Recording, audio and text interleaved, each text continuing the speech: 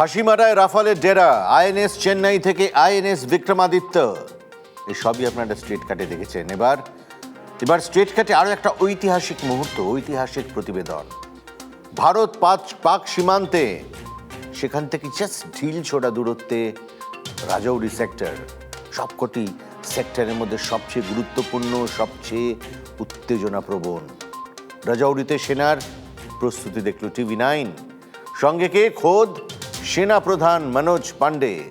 এমন কিছু দৃশ্য, এমন কিছু ঘটনা যা আপনি হয়তো কোনোদিনই দেখেননি, দেখবেনও না।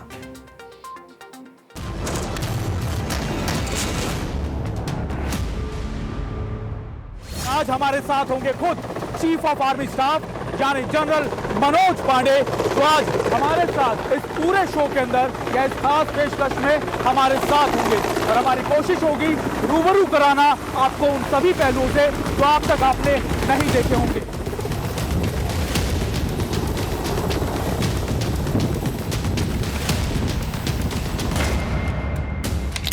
অপারেশন কীর্তির কারিগর মনোজ পান্ডের সঙ্গে আজকের যাত্রা শুরু করব ভারত পাক সীমান্ত এলাকার রাজৌরি সেক্টর থেকে।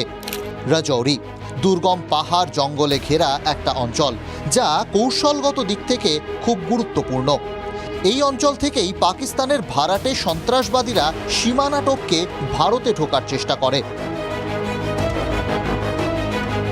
सर, आशा करते हैं कि आज हम आप तक, अपने दर्शकों तक ये सारी चीज़ें पहुंचा पाएंगे, तस्वीरें भी और वो ऐसे पहलू भी जो अब तक लोगों ने नहीं देखे। और कोशिश ये है कि इस पूरी विजिट के अंदर हम ना सिर्फ अपने बॉर्डर्स को दिखा पाएं, बल्कि सिविलियन एरियाज में भी जो आर्मी काम कर रही है उससे भी रूबरू करा पाएं जनता को। देखिए सुमित, जम्मू एंड कश्मीर का जो ये राजौरी पूंछ का जो सीमावर्ती इलाका है, ये हमारे लिए बेहद महत्वपूर्ण है। दोनों कन्वेंशनल ऑपरेशंस के नज़रिए से और सब कन्वेंशनल ऑपरेशंस दोनों के लिहाज से ये बहुत महत्वपूर्ण इलाका है। ये दुर्गम पहाड़ी वाला इलाका है, जहाँ पर घने जंगल, नदी नाले जो हमारे लाइन ऑफ कंट्रोल के साथ लगे हुए हैं। मौसम यहाँ पर अक्सर ख़राब रहता है और हमारे जो सीमा है या लाइन ऑफ कंट्रोल है, इसके दोनों तरफ कई गांव हैं जो कि जहाँ पर लोग आवास करते हैं, सिविलियन एरिया। तो सभी दृष्टि से मुझे लगता है ये एक चुनौतीपूर्ण और बहुत अहम इलाका है। और यदि आप ऐतिहासिक तौर पर भी देखें तो 47-48 में, 65 में, 1971 में यहाँ पर हमने कई एक्शंस देखे हैं और सफलता भी प्राप्त की है। पीओके के बिल्कुल पास मौजूद है, ये एकदम सबसे फॉरवर्ड लोकेशंस है। और अगर आप देख रहे हो कि इस समय ये सारी एरिया जो है वो 16 पीओके ब्रिगेड के अंदर आती है, जो पाकिस्तान की वो ब्रिगेड है जिसको बहुत माना जाता है कि पाकिस्तान की तरफ से सबसे ज़्यादा आतंकी इसी ब्रिगेड के अंदर आकर यहीं पर कैंप्स में रुकते हैं। और यही वो कैंप्स हैं जो लगातार इन्फिल्ट्रेट करने की कोशिश कर रहे हैं। এটাই সেই এলাকা যেখানে প্রতিটা মুহূর্তে পাকিস্তানের সন্ত্রাসবাদীরা ষড়যন্ত্র করে চলেছে। এই এলাকা দিয়েই অনুপ্রবেশের চেষ্টা করে পেছন থেকে ছুরি মারার চেষ্টা করে সন্ত্রাসবাদীরা। সেখানেই পৌঁছে গেলেন জেনারেল মনোজ পান্ডে।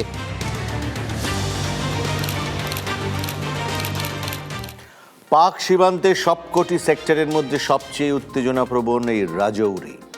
খাড়াই পাহাড় ও ঘন জঙ্গলে ঘেরা এলাকা। শীতের মুখে অধিকাংশ এলাকায় বরফে ঢেকে যায়। সেনার হিসেব বলছে ভারত পাক সীমান্তে রাজৌরি দিয়েই 70% জঙ্গি অনুপ্রবেশের চেষ্টা হয়। গত 3-4 বছরে রাজৌরিতে নজরদারি সহ অন্যান্য পরিকাঠামো ঢেলে সাজিয়েছে সেনা। কিভাবে চলে সেই কাজ? টিভি9কে হাতে কলমে দেখালেন সেনা প্রধান।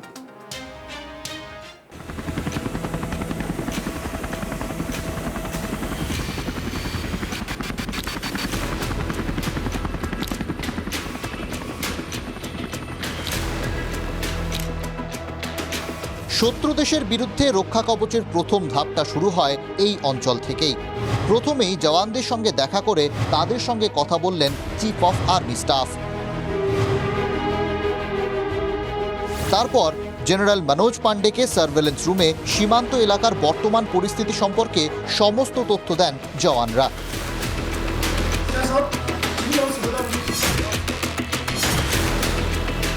কি আছে এই সার্ভেলেন্স রুমে, কেমন ভাবে কাজ চলে সেটাই ঘুরে দেখলেন আমাদের প্রতিনিধি।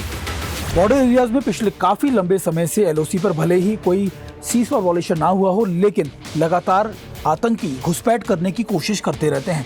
ऐसे में ना सिर्फ ऑन ग्राउंड जो ट्रूप्स हैं वो पेट्रोलिंग दिन रात करते हैं, बल्कि सर्विलेंस का भी खासा ध्यान रखा जाता है।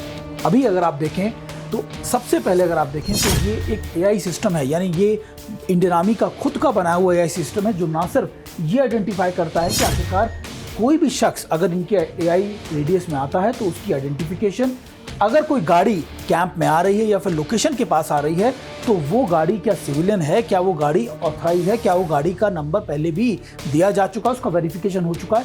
ये सारा एआई सिस्टम इसको वेरीफाई करता है और इन सारी डिटेल्स के बाद ही उनको लगातार मॉनिटर किया जाता है। अगर कोई भी संदिग्ध, कोई गाड़ी या कोई शख्स ऐसा होता है जिसके बारे में कोई जानकारी नहीं, तो फिर उसको तुरंत क्रॉस चेक किया जाता है, उसको रोका जाता है। जो भी इनपुट आता है सर्वेलेंस इक्विपमेंट को, उसको एक तरह से एक जगह पर इकट्ठा वो इनपुट्स आए और उसको सही इसमें एनालाइज किया पाए, और उसके based on that surveillance input हम ऑपरेशंस भी करते हैं। সার্ভেলেন্স রুম পরিদর্শন ও নজরদারির সমস্ত দিক দেখার পর চিফ অফ আর্মি স্টাফ পৌঁছে গেলেন সীমান্তের শেষ বিন্দুতে, যেখান থেকে পাকিস্তানের ষড়যন্ত্রের মাটি পরিষ্কার দেখা যায়। বার্তাটাও পরিষ্কার, সব ষড়যন্ত্র ও আক্রমণের জবাব দেওয়া হবে, কড়া জবাব। টিভি 9 বাংলা।